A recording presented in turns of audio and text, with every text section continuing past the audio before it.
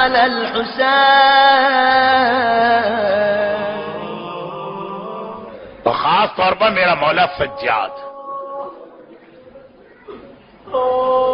یعنی کربلا سے جب یہ قافلہ چلا ہے تو مسئلہ صرف یہ نہیں ہے کہ سجاد اپنی بہنوں اور پھوپھیوں کو ننگے سر قیدی بنا دیکھ رہا. کائنات کا سب سے بڑا مسئلہ سجاد کے لیے یہی ہے، مگر اس کے علاوہ بھی شمر کیسا ملعون و جہنمی، مگر ایک بات وہ جانتا، چنانچہ کئی بار راستے میں اس نے اس طریقے پہ عمل کیا. اور وہ کیا ہے؟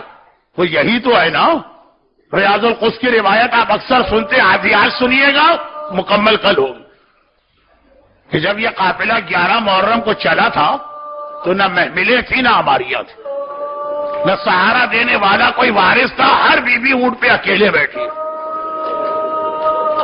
ننھے ننھے بچے اپنی ماں کی گود میں بٹھائے گئے، مگر ایک بچی سکینہ ہے کہ شمر کہتا ہے میں اسے کسی کی گود میں بھی بیٹھنے کی اجازت نہیں دے سکتی. نہ ماں رباب کی گود میں بیٹھنے کی اجازت ملی، نہ پھوپھی زینب کی گود میں بیٹھنے کی اجازت ملی. کہا یہ اونٹ پر بیٹھے گی اور اکیلے بیٹھے گی. زینب فرماتی رہی اے شمر یہ بچی کبھی بھی اکیلے نہیں بیٹھی ہے اور محمل میں نہیں بیٹھی، یہ تو بغیر محمل کی سواری، بچی کہیں گر جائے گی. ظالم کہاں سنتا ہے دوسرے کی بات، کہاں نہیں گرے گی بچی. اب یہ قافلہ چل رہا چلتے چلتے اچانک رک گیا. شمر ملعون اپنی سواری سے اترا، آگے بڑھا، سپاہیوں کے قریب آیا، بغیر اجازت کے قافلہ کیوں روکا؟ سپاہیوں نے کہا حاکم ہم کیا کریں، جس نیزے پہ حسین کا کٹا سر ہے وہ نیزہ زمین میں گڑ گیا، آگے نہیں بڑھتا، ہم نے ہر کوشش کر کے دیکھ لی. شمر نے کہا اچھا حسین کا سر آگے نہیں بڑھ رہا، میں اس سر کو آگے بڑھاتا ہوں. بس شمر کا جملہ ہم نے سنا تو ہمارے ذہن میں آیا کہ شمر نیزے کے قریب آئے گا، 10 12 15 سپاہیوں سے کہے گا نیزے کو زمین سے نکالو، مگر نہیں، ملعون ہے، جہنمی ہے، لیکن معرفت اہل بیت اتنی رکھتا ہے کہ حسین کا سر آگے نہیں بڑھتا، میں اسے آگے بڑھاتا ہوں.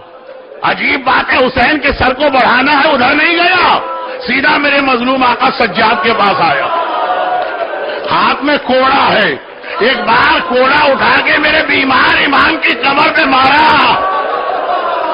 سجاد جب تک تیرا بابا آگے نہیں بڑھے گا اس وقت تک مسلسل تیری کمر پہ کوڑے مارے جائیں گے. سمر جانتا ہے، دیکھیں یہ بھی سجاد کا ایک امتحان.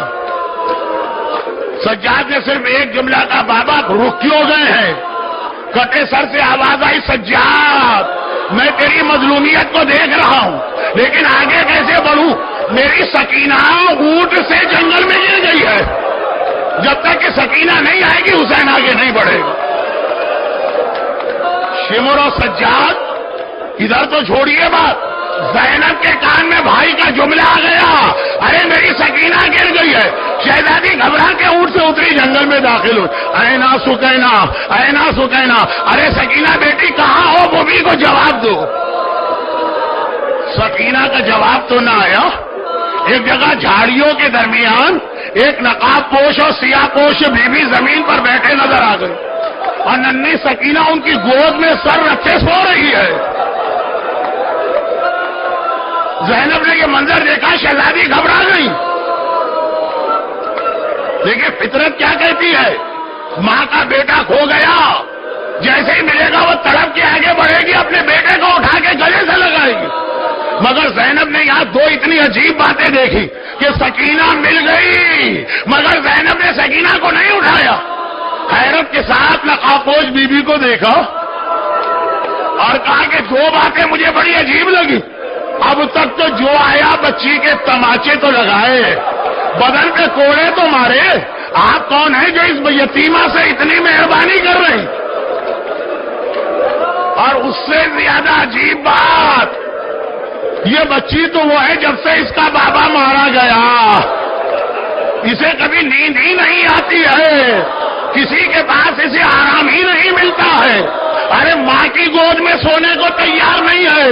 آپ کون ہیں کہ میری بچی اتنے آرام سے آپ کی گود میں سو گئی؟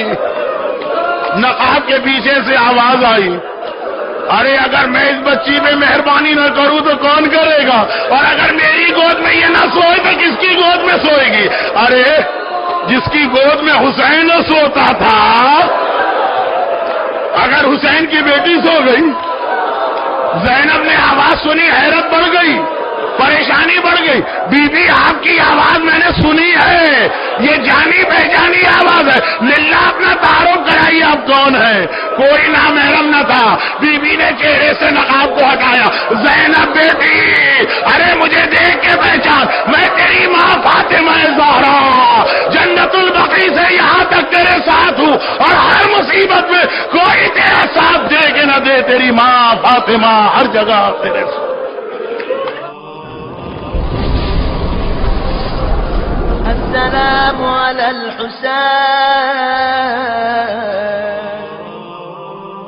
اب آپ اس بات سے اندازہ لگائیے کہ جب ائمہ معصومین علیہم السلام، اللہم صلی علی محمد وعلی،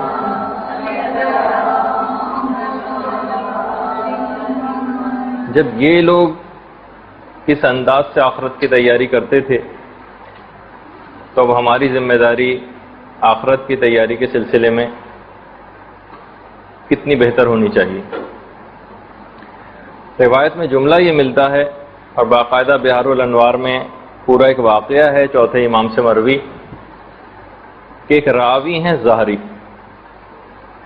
ظاہری نے دیکھا کہ چوتھے امام بہت شدید بارش میں کچھ سامان اپنی پیٹھ پر لادا ہوا ہے اور تیزی کے ساتھ جا رہے ہیں. ظاہری نے پوچھا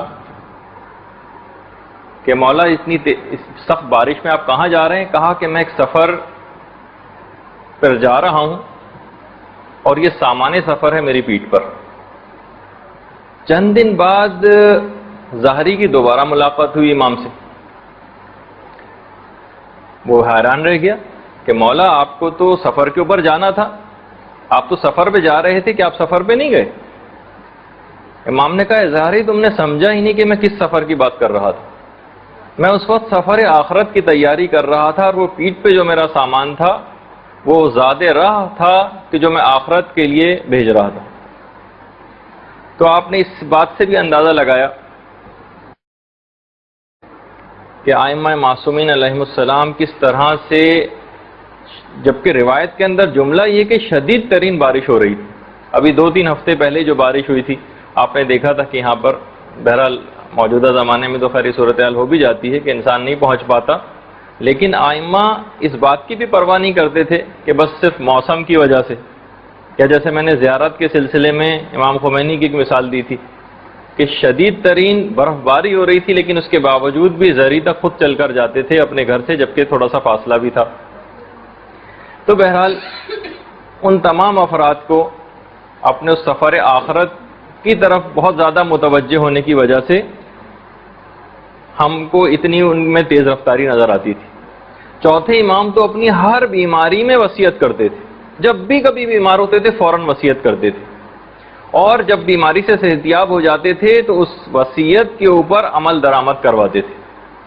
ہم تو یہ سوچتے ہیں کہ کوئی بہت ہی بڑی ہمیں بیماری لاحق ہو جائے جس میں ڈاکٹر بالکل جواب دے جائیں، شاید اس وقت وصیت کرنے کا مرحلہ آئے گا. نہیں، امام ہر بیماری میں وصیت کرتے تھے، اور اس کے باوجود عبادات کا یہ عالم تھا کہ چوتھے امام کا ایک لقب ذو الصفنات بھی ہے.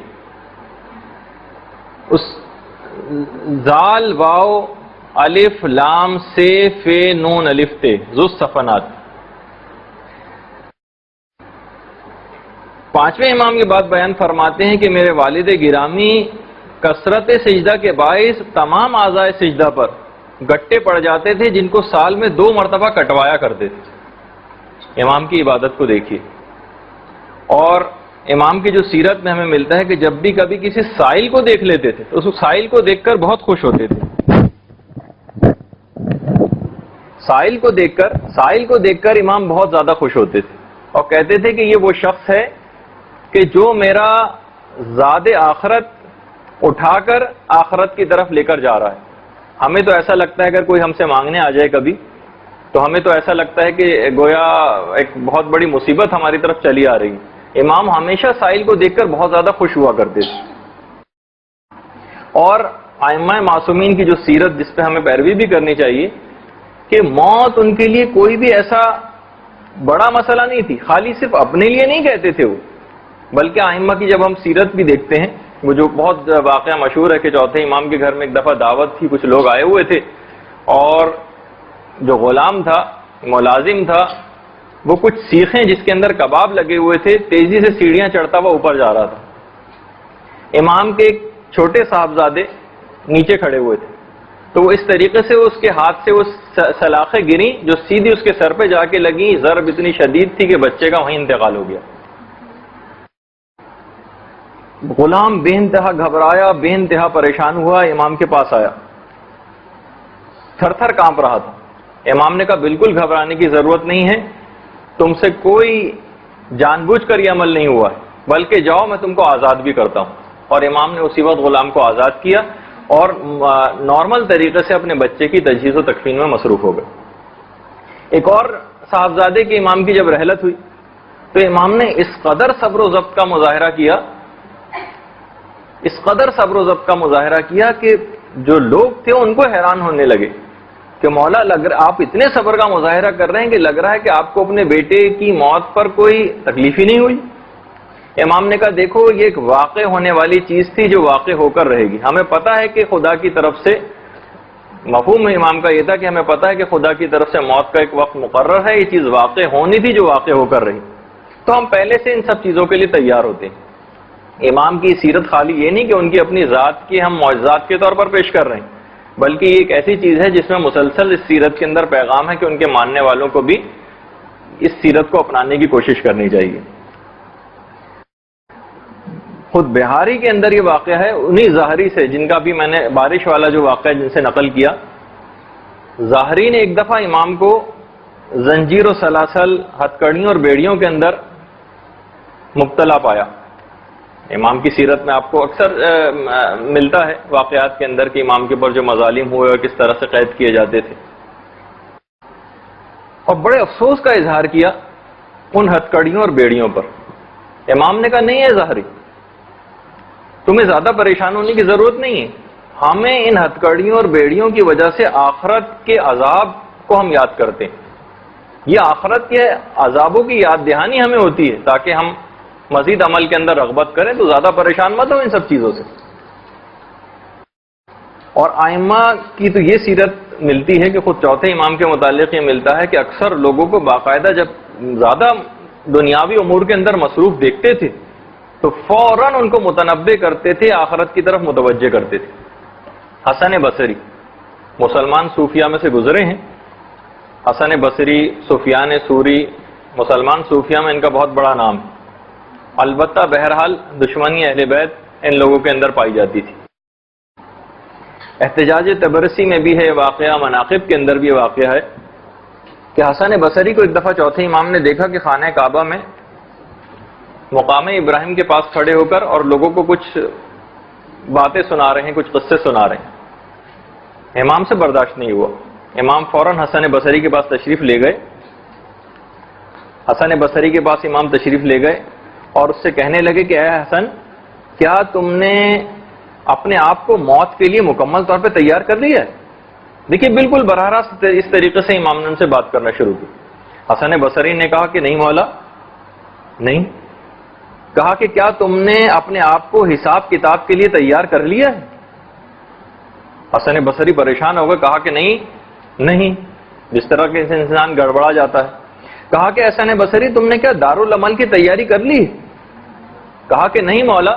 کہا کہ پھر تم لوگوں کو یہ عام دنیاوی قصے سنا کر کیوں عبادت خدا سے روکے ہوئے اور ان کو طواف نہیں کرنے دیتے؟ تو اب اس کے بعد خیر بس امام نے اس طرف متوجہ کیا اور پھر اس کے بعد اپنی عبادت میں مشغول ہو گئے۔ حسن بصری نے فوراً لوگوں سے پوچھا کہ یہ کون تھے؟ لوگوں نے کہا کہ تم کو پتہ نہیں، یہ علی ابن الحسین امام زین العابدین علیہ الصلوۃ والسلام۔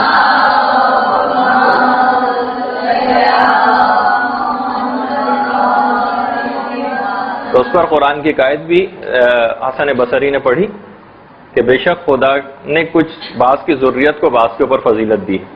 تو بہرحال ائمہ کی آپ نے سیرت دیکھی کہ ہر موقع پر آخرت اور موت کو یاد دلانا یہ ائمہ کی سیرت میں ہم کو ملتا ہے. رحمتک یا ارحم الراحمین وصلی اللہ علی محمد